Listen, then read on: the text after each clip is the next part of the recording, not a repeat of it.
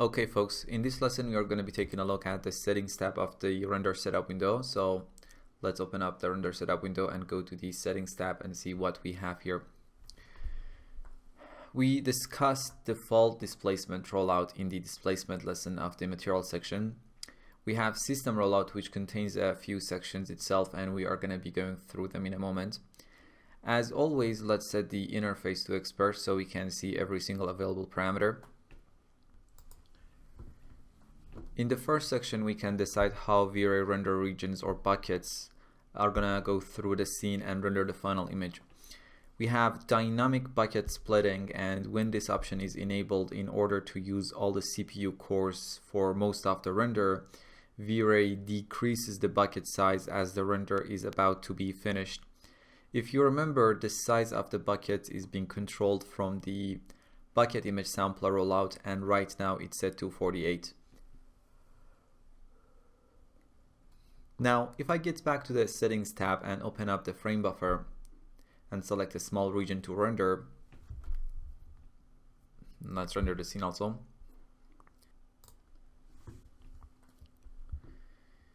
You can see when the dynamic splitting is turned on, and as we get closer to the completion of the render, the buckets are getting smaller and smaller, and this way all the CPU cores will be utilized all the time. But if I disable dynamic splitting and render the scene, the bucket size will be fixed at all times. Generally speaking, having dynamic splitting enabled is gonna speed up your renders a bit. Next, we have sequence, which controls the order in which the buckets are rendered, and the default triangulation sequence is the most optimized one. But we also have top to bottom. And if I disable region render in the frame buffer, you can see the top to bottom order of the buckets. And if I want to reverse the sequence, I can enable reverse bucket sequence down here. Now if I render the scene, the buckets are coming from the bottom part of the image. Let's disable reverse for now. We also have left to right.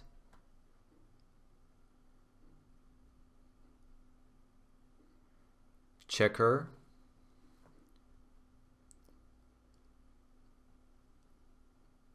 spiral,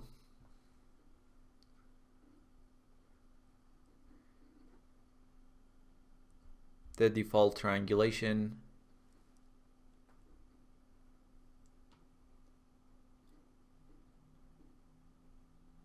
and Hilbert curve. For now, let's set it to triangulation.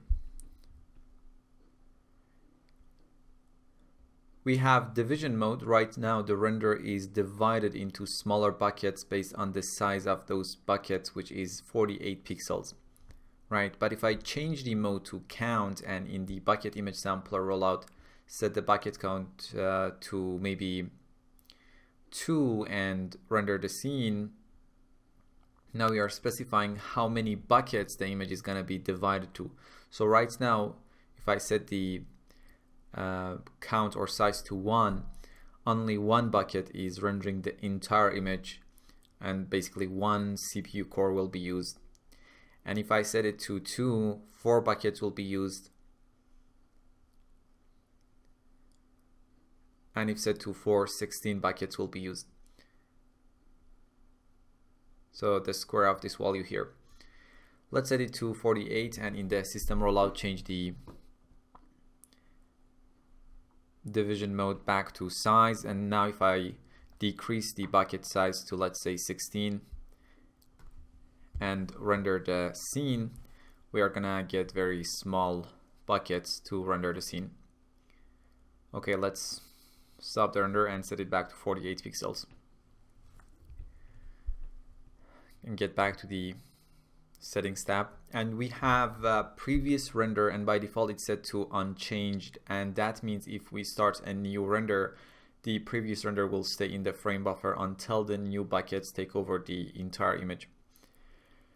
And we have A bunch of other modes. For example, if I set it to blue and start the render, the previous image in the frame buffer is going to be tinted blue, so you can simply distinguish the previous render from the current one. Let's set it to unchanged for now. Next, we have some parameters to control V-Ray's binary space partitioning tree, or BSP tree. As these parameters are pretty much advanced and you rarely need to touch them, and as I don't think I can explain it better than the chaos group, I'm gonna briefly explain these parameters from V-Ray's guide, and you can find more explanation of these parameters on the official V-Ray guide. First of all, what is V-Ray's binary space partitioning tree, or BSP tree? One of the basic operations that V-Ray must perform is ray casting, determining if a given ray intersects any geometry in the scene, and if so, identifying that geometry. We talked about ray casting in our previous sections. Now, the simplest way to implement this would be to test the ray against every single render primitive in the scene or triangle. Obviously, in scenes with thousands or millions of triangles, this is going to be very slow. To speed this process, V-Ray organizes the scene geometry into a special data structure called a binary space partitioning tree. The BSP tree is a hierarchical data structure built by subdividing the scene in two parts, then looking at each of those two parts and subdividing them in turn, if necessary, and so on. Now, those parts are called nodes of the tree. At the top of the hierarchy is the root node, which represents the bounding box of the whole scene. At the bottom of the hierarchy are the leaf nodes. They contain references to actual triangles from the scene. Now let's take a look at the parameters in this section. Dynamic memory limit is the total RAM limit for the dynamic raycasters, which store dynamic geometry like displacement, V-Ray proxy object, and V-Ray first strands, and so on. Default geometry determines the type of geometry for standard 3ds Max mesh objects. Note that some objects like displacements, mapped objects, V-Ray proxy, and V-Ray fair objects, for example, always generate dynamic geometry regardless of the setting. We have three geometry types. When set to static, all geometry is precompiled into an acceleration structure at the beginning of the rendering and remains there until the end of the frame. The static raycasters are not limited in any way and will consume as much memory as necessary. When set to dynamic, geometry is loaded and unloaded on the fly depending on which part of the scene is being rendered. The total memory taken up by the dynamic raycasters can be controlled by the dynamic memory limit parameter up here. And in auto mode, some objects are compiled as static geometry while others as dynamic. V-Ray makes the decision on which type to use based on the face count for an object and the number of its instances in the scene. Max tree depth is the maximum depth of the tree. Larger values will cause V-Ray to take more memory, but the rendering will be faster up to some critical point. And values beyond that critical point, which is different for every single scene, will start to slow things down. Minimum leaf size is the minimum size of a leaf node. We have face level coefficient, which controls the maximum amount of triangles in a leaf node. If this value is lower, rendering will be faster, but the BSP tree will take more memory.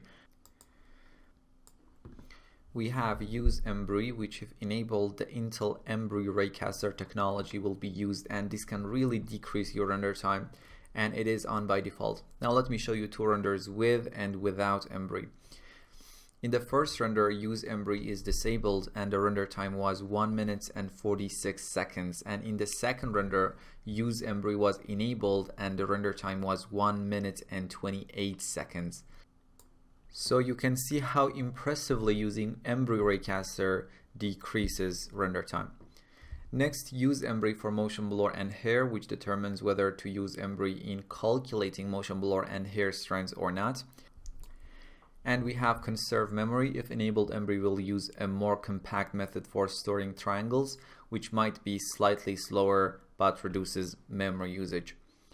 Next, we have the frame stamp section, and if I enable it here and apply it in the V-Ray frame buffer, It gives us this short bar presenting some selective information about the render, like V-Ray version that was used for this render or the render time.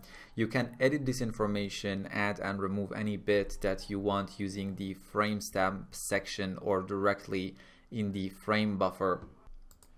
You can use insert variable to add different information to the stamp. In this case, let's add something like the date and the time of the render. And if I render the scene again, those information will be included in the frame stamp.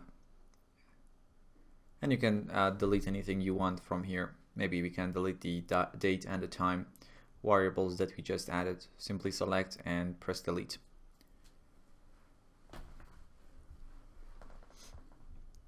And in the render setup window, you can define the font or the justification of the text in the frame stamp and stuff like that. Let's disable it for now, both in the frame buffer and in the render settings. Next, we have distributed rendering, which is the process of computing a single image over several different machines. You can enable this capability here, and using the settings window, add and adjust the machines you want to use in the process. You can find a very detailed guide on how to set up distributed rendering in V-Ray on V-Ray's guide. So I'm going to skip that because it's going to be a long process. Next, we have V-Ray log parameters. When you render your scene, V-Ray writes out different information in a log file that is saved here. And you can define where the file is going to be saved. But we can see the essential part of that information in the V-Ray messages window. If I set the log window mode to always and render the scene, we get this V-Ray messages window containing different information and possible errors and warnings in the render. First, you can define when this window will be shown. You can set it to never, always, only on errors and warnings, or on errors. And using levels, you can determine what kind of messages will be showed in the window. One is, if you set it to 1, only error messages will be shown. If set to 2, error and warning messages will appear. If set to 3, errors, warnings, and informative messages will show. And if set to 4, all the messages will show up.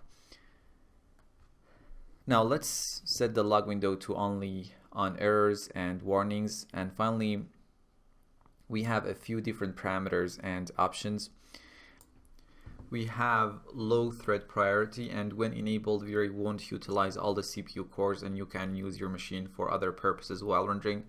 And if disabled, V-Ray utilizes all the cores. We have check for missing file, and when enabled, V-Ray will try to find any missing files in the scene and will put up a dialog listing them if there are any. When optimized atmospheric evaluation is enabled, V-Ray calculates the atmospheric effect like fog first, and if it is opaque enough, the surface behind it won't be evaluated as it won't be seen in the final render anyway. We have shade context in camera space, and if enabled, V-Ray emulates work in camera space by converting the various points and vectors passed to and from other plugins. We have object settings, and you can access this window simply by right-clicking on any object in the scene and choosing V-Ray properties in the menu. We have been discussing most of these parameters throughout the course. Let's take a quick look at the remaining ones. And here you can mostly find per object controls of the motion blur, global illumination, shadows, and object visibilities in different rays. First, let's select any object from the list. On the left side, we have use default motion blur samples, and when enabled, the global samples for motion blur will be applied to the selected object, or you can disable it and define a motion blur sample value specifically for this object using the motion blur samples down here. And you can define motion blur duration specifically for this object. Using velocity channel and multiplier, you can manually specify a map channel to be used as a velocity channel and multiply that information. We can control whether the object generates and receives GIs or not, and by how much. We have GI surface ID, which prevents the blending of light cache samples across different surfaces. especially if two objects have different GI surface IDs, the light cache samples of the two objects will not be blended. We have ray traced SSS ID, and simply the objects with the same SSS ID are going to be using the same illumination sample when using V-Ray Fast SSS2 material and when the multiple scattering mode in that material is set to ray trace. Subdivs multiplier is a multiplier for the subdivisions of all secondary ray tracing down for the selected object. We discussed caustics option in the previous lesson. We have some visibility options to control whether the object is visible or not for the GI reflection and refraction rays. Generate render elements. If disabled, this particular object won't be included in some of the render elements. And we have ignore in RT engine, and if enabled, the objects won't be included in the render when using V-Ray RT as the render engine.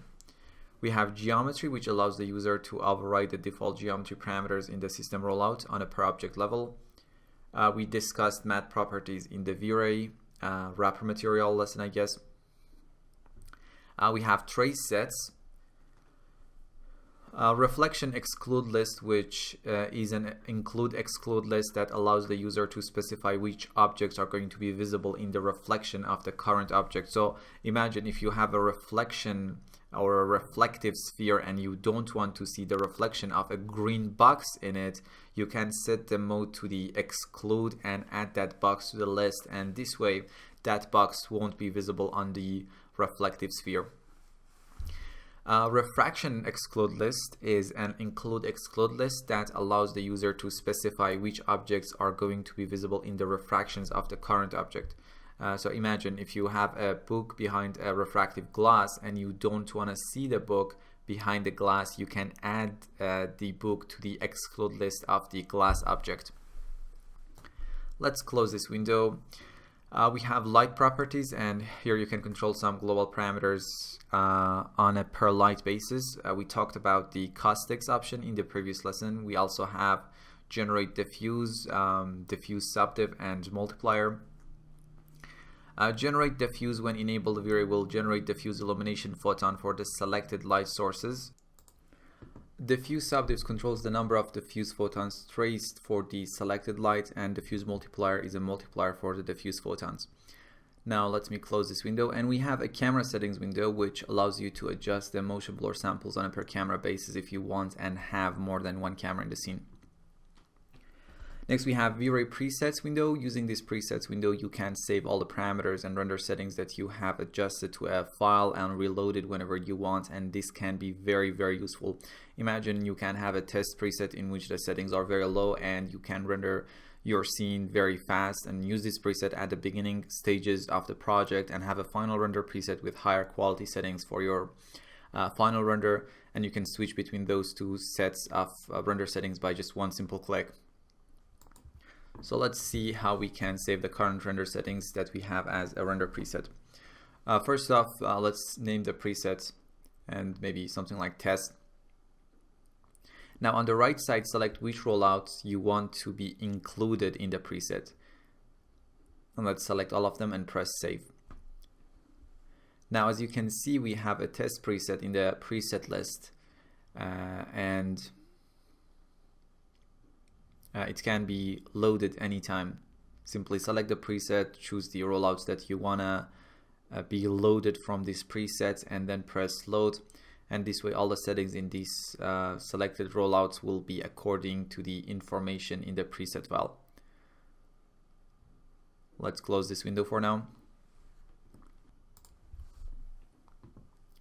In the texture options rollout, we have cache size, which specifies the size in megabytes of a separate texture cache to be used for tiled OpenEXR files.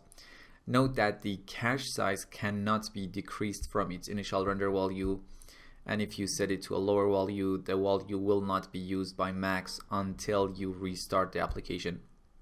And we have clear cache on render end, which causes V-Ray to clear the texture cache after a frame is complete in order to avoid slowdowns. Okay, so that's about the settings tab, and I will see you in the next lesson.